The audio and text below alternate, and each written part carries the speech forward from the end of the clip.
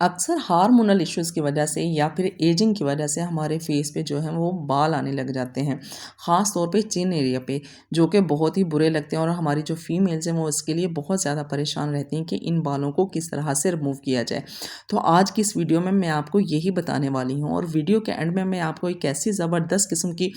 जो टिप है वो शेयर करूँगी आपके साथ के जिससे आपके जो बाल हैं वो परमानेंटली ख़त्म हो जाएँगे। तो वीडियो को शुरू से लेकर आखिर तक ज़रूर देखिएगा ताकि कोई भी चीज़ जो वो स्किप ना हो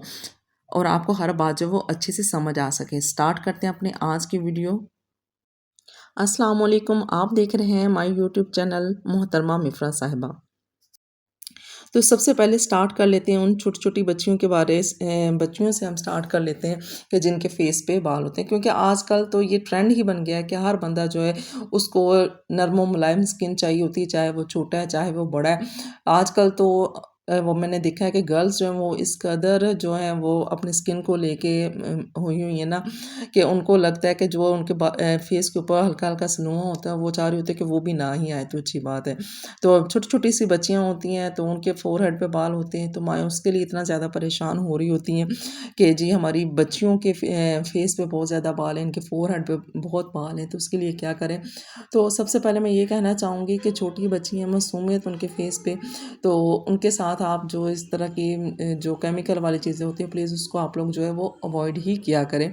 और अगर आपको फिर भी आपको जाना ही है किसी साइड पे तो आप जो नेचुरल रेमेडीज़ होती हैं आप वो यूज़ कर सकती हैं। तो आप बालों को कम करने के लिए आप जो है आप किसी भी किस्म का आटा ले सकते हैं, गेहूँ का आटा ले लें, जौ का आटा ले लें, कोई सा भी आटा लें और उसमें आप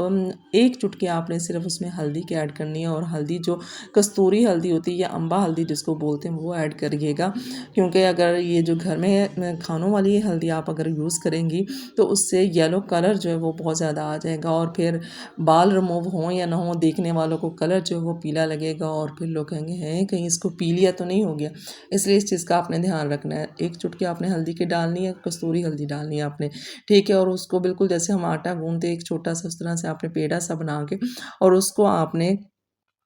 यूज़ करना है फ़ोरहेड पे या जिस जगह पे भी बाल हैं और आपने उसको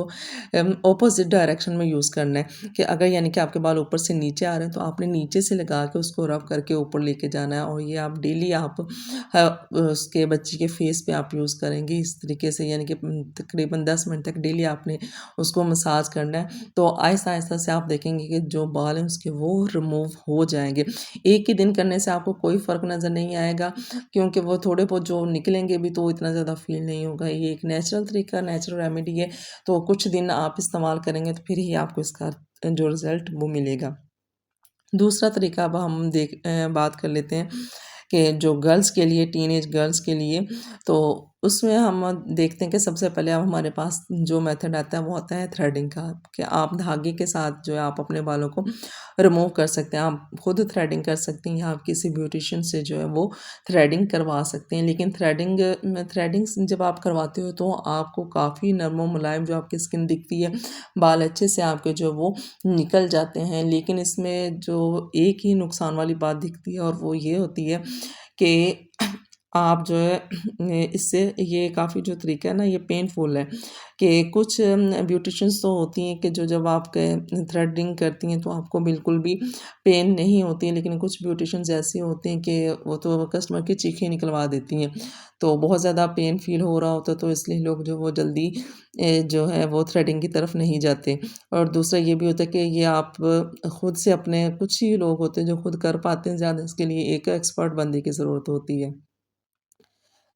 सेकंड नंबर पे अगर अब देखा जाए तो आजकल जो सेकंड हमारे पास मेथड आता है वो रेज़र, ये भी मार्केट में बहुत ज़्यादा यूज़ हो रहे हैं। फीमेल्स के लिए फीमेल रेज़र आए हुए हैं बाज़ार में, लोग बहुत ज़्यादा उसको यूज़ कर रहे हैं और बहुत ज़्यादा लोग इसको रेकमेंड भी कर रहे हैं क्योंकि ये कहा जाता है कि ये जो है ये एक ईज़ी वे है कि आप घर बैठे खुद से अपनी शेविंग कर सकते हैं और आपको इसके लिए कहीं जाना नहीं पड़ता। आप इज़िली बस एक अच्छा-सा रेज़र लेकर आएँ और थोड़ी सी प्रैक्टिस करने के बाद जो अपने आप हेयर्स जो हैं वो आप रिमूव कर सकते हैं।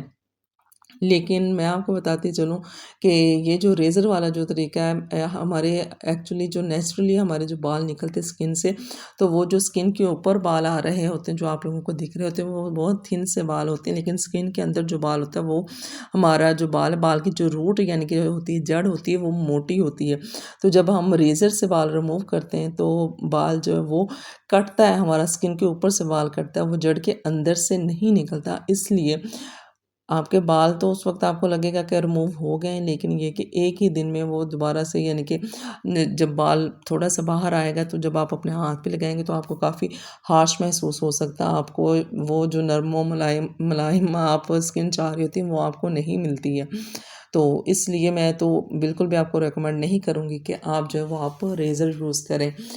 रेज़र जो है ये आदमियों के लिए ही सूटेबल है, औरतों के लिए मेरे ख़्याल में ये जो है ये कोई अच्छी चीज़ नहीं है। नंबर 3 पे अगर हम बात करें, तो वो आ जाती है हमारे पास वैक्स, के मार्केट में काफ़ी किस्म के जो वैक्सेज़ हैं वो अवेलेबल हैं, आप उनको यूज़ कर सकते हैं,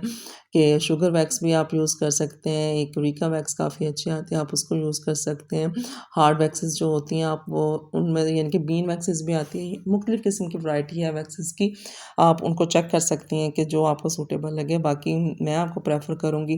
कि आप जो गोल्डन गर्ल वालों की जो है क्लोरीफायल वैक्स आप उसको अगर यूज़ करते हैं तो उसका जो रिज़ल्ट वो बहुत ही अमेज़िंग है, बहुत ज़बरदस्त किस्म का है कि वो बहुत ही पेनलेस होता है और उससे आप उसको आप हॉट करके आप उसको यूज़ करेंगे और वो बिल्कुल भी यानी कि आपको तकलीफ़ नहीं देता और बहुत जल्दी आपके जो हेयर्स हैं वो रिमूव हो जाते हैं और बाल आपकी स्किन से निकलते हैं, बिल्कुल आपकी स्किन के अंदर से निकलते हैं जिसकी वजह से जल्दी जो बाल हैं वो आते भी नहीं हैं।